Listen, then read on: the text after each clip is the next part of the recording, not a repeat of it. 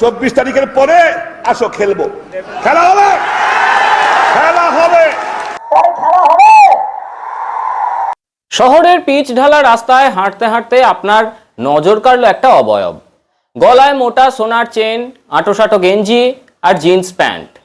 মুখে জ্বলছে নেভিকার সিগারেট, নিজের টাকায় কেনা নয় কিন্তু। সিগারেটের ধোঁয়া ছাড়ছে আর কমেন্ট করছে একটা অদ্ভুত নামের ফেসবুক গ্রুপে। গ্রুপটার নাম ভারত নিজের মেয়েকেই চায়। কি কমেন্ট করছে? নরেন্দ্র মোদী নিজের মায়ের গয়না চুরি করে পালিয়েছিল, এটা তারা বিশ্বস্ত সূত্রে জানতে পেরেছে।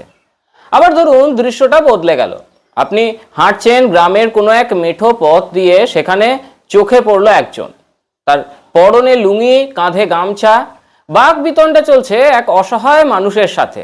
বিষয় কাটমানি, 20,000 না দিলে মিলবে না ঘর। আমরা কাদের কথা বলছি দর্শক বন্ধুরা নিশ্চয়ই বুঝেছেন। এদের নিজেদের কোনো সৎ পেশা নেই, কোনোদিন পড়াশুনোর ধার ধারেনি, কিন্তু দিনের শেষে এদের পকেট ভর্তি থাকে অসাধু উপায়ে উপার্জিত টাকায়। এবার আসি তৃণমূলের স্লোগানে, যেটা তারা জনসংযোগে ব্যবহার করে। তাদের স্লোগানের ধ্বনিতে মানব কল্যাণ বা দেশসেবা একেবারেই থাকে না, কিন্তু থাকে থ্রেট কালচার। স্লোগান মানে শুধু কয়েকটা শব্দ নয়, স্লোগান হলো একটা দলের আদর্শ আর রুচির দর্পণ। কিন্তু আজ বাংলার বুকে যে স্লোগানগুলো শোনা যাচ্ছে তার শিকড় কোথায়? আপনারা কি জানেন তৃণমূলের দেওয়া প্রতিটি স্লোগান আসলে এপার বাংলার নয়, বরং বাংলাদেশ থেকে আমদানি করা? আজ আমরা পর্দা ফাঁস করব তৃণমূলের আরো এক অন্ধকার সত্যের। শেষ পর্যন্ত দেখুন ভিডিওটি, কমেন্ট করে জানান নিজেদের মতামত। নমস্কার, আমি শুভ্র চট্টোপাধ্যায় আর আপনারা দেখছেন মাধ্যম।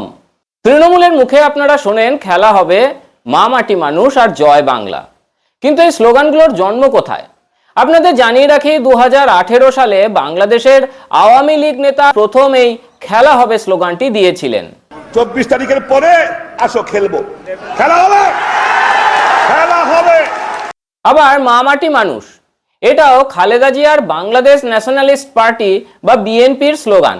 এমনকি যে জয় বাংলা নিয়ে এরা মাতামাতি করে, সেটাও বঙ্গবন্ধু শেখ মুজিবুর রহমানের দেওয়া স্লোগান, জয় বাংলা।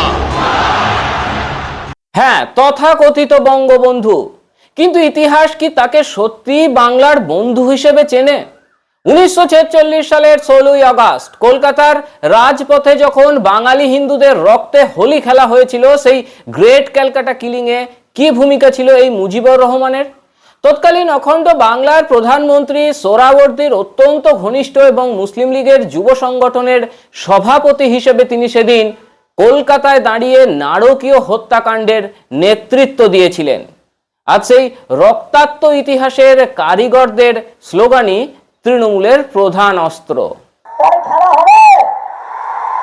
জয় বাংলা, জয় বাংলা, জয় বাংলা। অন্যদিকে তাকান বিজেপির স্লোগানগুলোর দিকে। বিজেপি কি বলে? ভারত মাতা কি জয়। নিজের দেশ এবং সংস্কৃতিকে মাতৃরূপে বন্দনা করা।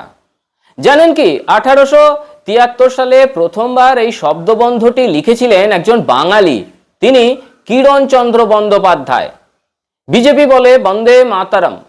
ঋষি বঙ্কিমচন্দ্র চট্টোপাধ্যায়ের লেখা আনন্দমঠ থেকে উঠে আসা এই মহামন্ত্র, যা ভারতের স্বাধীনতা সংগ্রামের প্রাণ ভোমরা।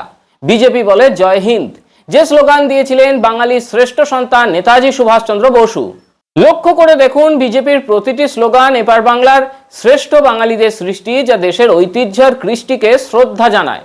আর তৃণমূলের স্লোগানগুলো এসেছে সেই মাটি থেকে যেখানে বাঙালি হিন্দুদের জন্য তৈরি হয়েছে এক বদ্ধ ভূমি। তৃণমূল যে শুধু বাংলাদেশ থেকে মানুষ অনুপ্রবেশ করিয়েছে তা নয়, তারা বাংলাদেশের সংস্কৃতি আর স্লোগানকেও এই পশ্চিমবঙ্গের মাটিতে অনুপ্রবেশ করিয়েছে। এদেশের আসল পরিচয় ভারত মাতা কি জয় এবং বন্দে মাতরমকে মুছে দিতেই আজ খেলা হবের মতো নিকৃষ্ট স্লোগান আমদানি করা হয়েছে। একদিকে বাঙালির নিজস্ব কৃষ্টি আর অন্যদিকে অনুপ্রবেশকারী বাংলাদেশিদের সংস্কৃতি। দিন শেষে সিদ্ধান্ত আপনার, কাকে আপনি বেছে নেবেন, কে আসল বাঙালি।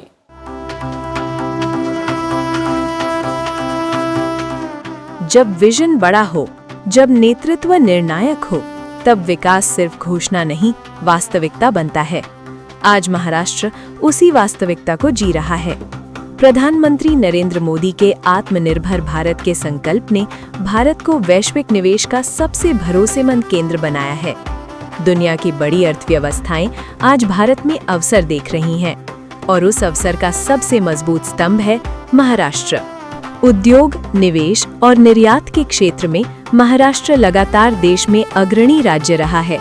चाहे औद्योगिक उत्पादन हो, चाहे विदेशी निवेश आकर्षित करना या फिर इंफ्रास्ट्रक्चर की मजबूती, महाराष्ट्र ने कई राज्यों से आगे निकलकर अपनी अलग पहचान बनाई है।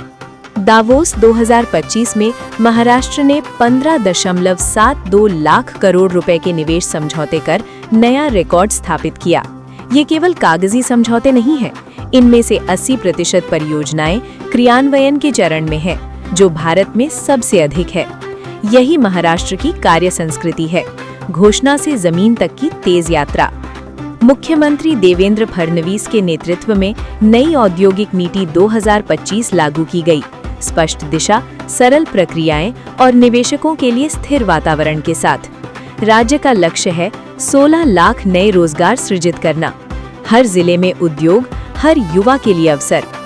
36 plug in play MSME park तैयार किए गए हैं, जहां भूमि, बिजली और आधारभूत सुविधाएं पहले से उपलब्ध हैं।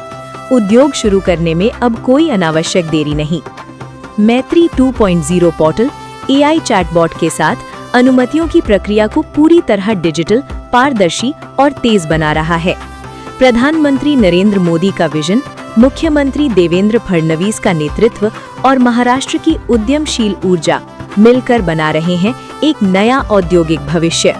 महाराष्ट्र, निवेश का विश्वास, विकास का भविष्य।